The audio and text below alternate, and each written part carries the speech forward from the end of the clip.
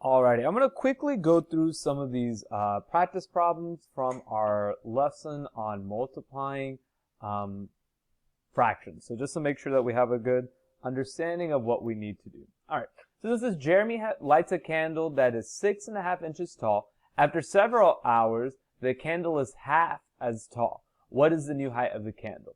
So pretty much it's saying take 6 1/2 and I want half of it, right? So I want half of 6.5. Anytime you see something like that, well, it's half as tall. That means we need to multiply. Okay? So when I multiply, I first need to change 6 1/2 into a mixed number, or into an improper fraction. So I call this Texas method because I put a t and x just like that. This helps me change it into an improper fraction. So I do 6 times 2, 6 times 2, which gets me 12. 12 plus 1 will get me 13. So it's 13 over 2. Then I can go ahead and multiply it by 1/2. Because whenever I multiply fractions, I need to make sure that I have them both in improper fraction form. I can't multiply, like 6 times 2. I can't do it like that. So let's go ahead and multiply this all the way across. Now you can see if you can find, it's cross simplifying, but I can't in this case. So 13 times 1 will get me 13. 2 times 2 would get me 4. This is an improper fraction. Notice none of my answer choices even have that as an answer. So how do I convert it? Do division. See, how many times can 4 go into 13? Well, 4 can go into 13 3 times. And notice I have 1 left over. So it goes in 3 whole times, and it has 1 left over. So that's so it's 1 left over, so it's 1 at the top. Then we keep whatever this denominator is as the same. So the correct answer should be 3 1/4. Now again, where did I get the 3 from? 3 is from this section right here.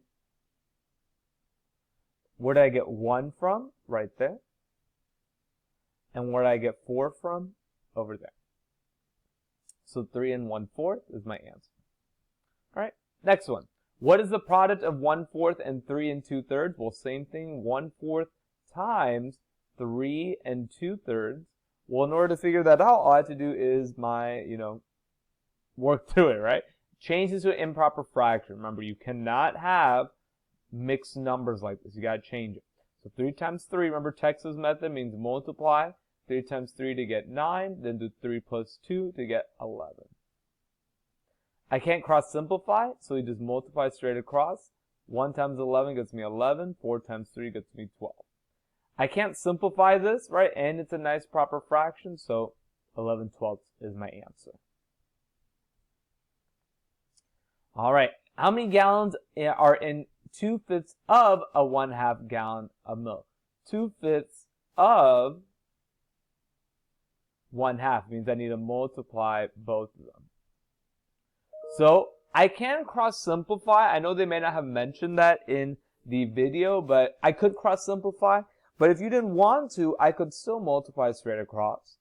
2 times 1 gets me 2. 5 times 2 gets me 10.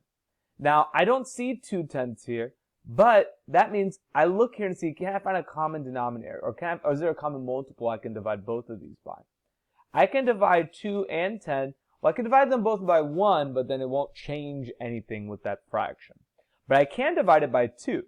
Now, if I divide them both by 2, 2 divided by 2 gets me 1. 10 divided by 2 gets me 5. I can't divide 5 and 1 by anything else, so 1/5 would be my answer. Now let's do this last one. This one's just asking us to work through it step by step. So if I look at this, it says a trail that is 9/10 of a mile long. Abdul hiked 2/5 of that trail. Okay? Now I know it says 9/10 of a mile, but just think about it as 9/10 miles, right? Because it's 9/10 of 1 mile. So that's like 9/10 times 1. So it just stays the same. So this is Abdul did 2/5 of that. So if I did 2/5 of that, I'm going to be multiplying by 2/5. So it wanted you to check off all the ones that are true. First thing is we do not add. We are not adding 9/10 and 2/5. That's not happening. Now, I do need to multiply and find the product. So if I multiplied straight across, if I did 9 times 2, that would get me 18. 10 times 5 would get me 50. So over here, the mistake is that they got 11 for the numerator. So that's not correct.